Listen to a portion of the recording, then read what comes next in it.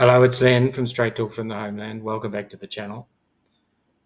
Russia, if you're listening, I hope you're able to find the missing Epstein files, because that's just about all that the US media is going on about at the moment. I guess it's kind of important given that Epstein was a paedophile ringmaster using a honeypot to blackmail and control both politicians and powerful oligarch businessmen.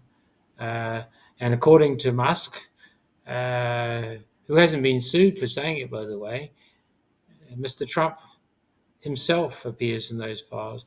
And all of a sudden now they can't find those files. So I guess somebody should find them and divulge them to the public so we all know. And it's public knowledge that Epstein and his sidekick Maxwell were Mossad agents working to blackmail these people and control them, which is, I guess, one of those decades-long ways that Israel has been able to control the narrative, control information, and be in the position it is today. I'm so grateful that the Australian Federal Court has ruled what we all knew, that speaking against the apartheid, colonising and genocidal state of Israel is not anti-Semitic. Israelis are not all Zionists, those who wish to create a greater Israel at the expense of Palestinians and other peoples. No. In fact, one might very well argue that the actions of Israel has created anti-Semitism, which in itself, that term is a little bit crazy because the Palestinians themselves are a Semitic people. So it's all stuffed up, isn't it? Anyway, I'm going to continue to talk out on human rights issues because it's the only thing that we can do. It's unless we want our world to be chaotic and for us to lose all the advances that we have had since World War II, we must speak out. For those that are silent and sit on the fence are enablers of genocide. And I wish to speak of admiration for people like Francesco Albanese, the UN Special Rapporteur on the Palestinian territories. I mean, of all things for the US today to sanction her, it's a moment of great shame for all Americans. The country that would tell the world that it's the leader of the free world and that it defends democracy and human rights and all of that stuff. It even has the gall to issue reports on other countries' human rights records. For me now, the US empire is in great decline, and Trumpism is just part of that decline. It's been happening for decades. And now we see it's not just the Americans who are falling for this, but the Germans, the hapless Germans who are always on the wrong side of history, being complicit in 6 genocides since the 1904 Herero and Namakwa genocide in what is now called Namibia. Germany, with such guilt on its shoulders that it actually enables another genocide in Gaza. It's unbelievable. Why the people in Germany don't rise up against this horror, I don't know. But then there's the British. The British, who the cause of most of the problems around the world from their colonial times, they're the ones that, under their so-called mandate for Palestine, enabled the colonization by European Jews who had nothing to do with the Levant. They're the ones that have caused endless problems around the world with their artificial boundaries, the division of India at the time, for example. And they're the ones that are now meddling even our part uh, with the um, designation of a British defence attaché for the first time to Azerbaijan in March. Uh, we see that the British are involved in trying to create a new front for Ukraine against Russia. And also, it's very useful to do so in Azerbaijan because Azerbaijan has ties with Mossad, the Israelis. Look how the Israelis are everywhere. Uh, it's amazing. So, after the attacks on Iran, the illegal attacks on Iran uh, by both Israel and the United States, we see lots of people commenting about the recent uh, problems between Azerbaijan and Russia. You know, nothing is unconnected.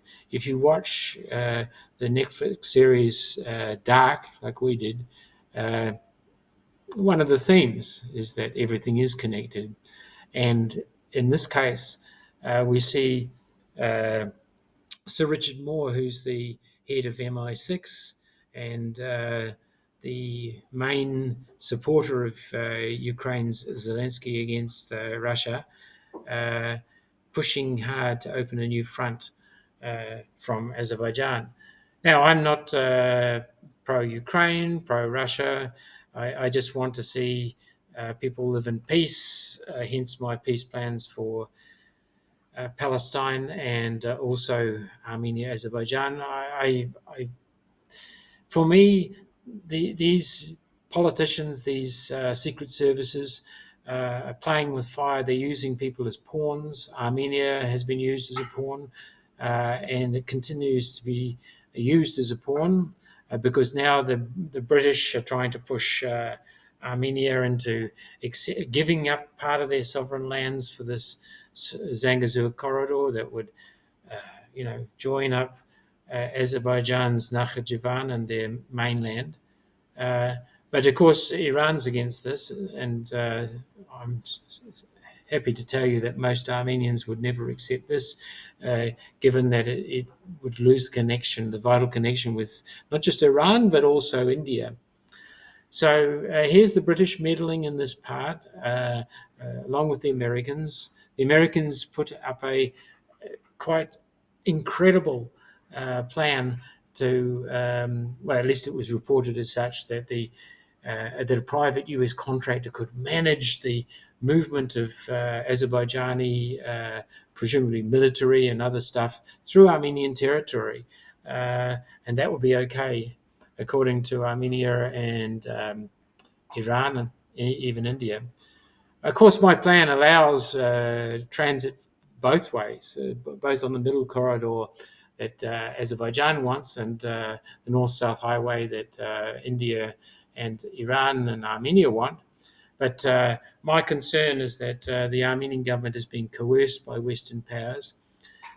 And the reality is that Armenia can't really afford to just be held as a pawn by one side. Armenia needs to be a bit like Oman, the country I used to live in, uh, and Switzerland, from whence my grandmother came from. They need to be a bridge between the worlds and not pick one side or the other. Uh, most people here have links with Russian Federation, be it family or business or something.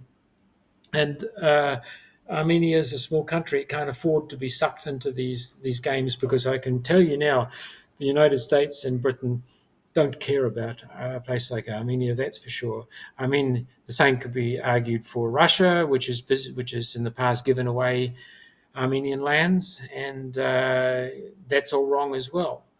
But in the big picture, Armenia can't afford to uh, allow itself to be sucked into one side or the other. Because, as I have said previously, the West are not the white hats. We are not the good guys.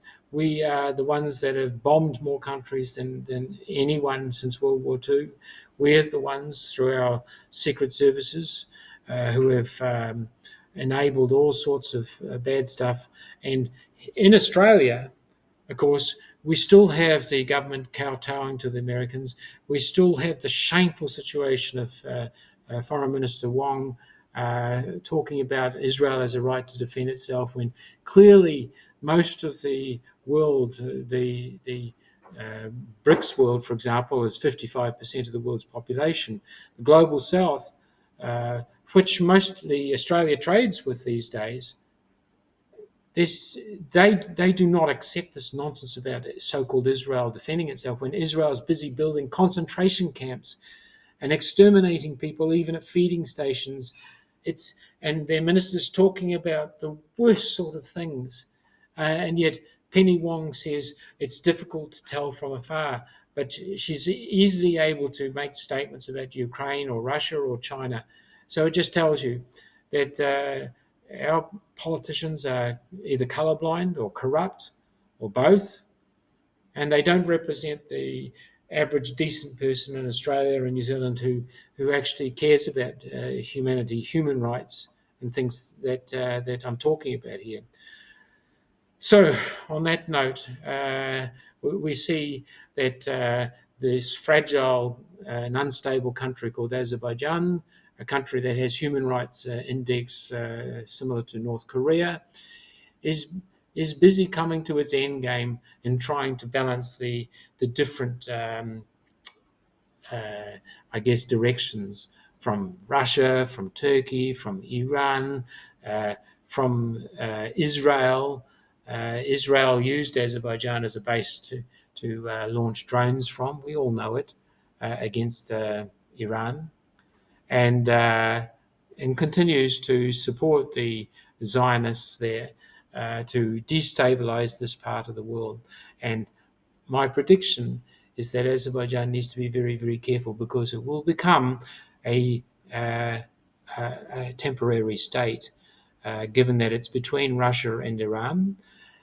And one only needs to go back a few years to remember that Azerbaijan was not recognized as a sovereign, internationally recognized state until the fall of the Soviet Union in December 1991. Before that, it was a creation of the Tatar people who had migrated or invaded from Central Asia centuries before, and then with a flick of a pen, the Stalinists created this Azerbaijan Soviet Republic, a province, not a country, to placate the Turks, while they were busy giving away parts of Armenia, Ararat and Nakhichevan.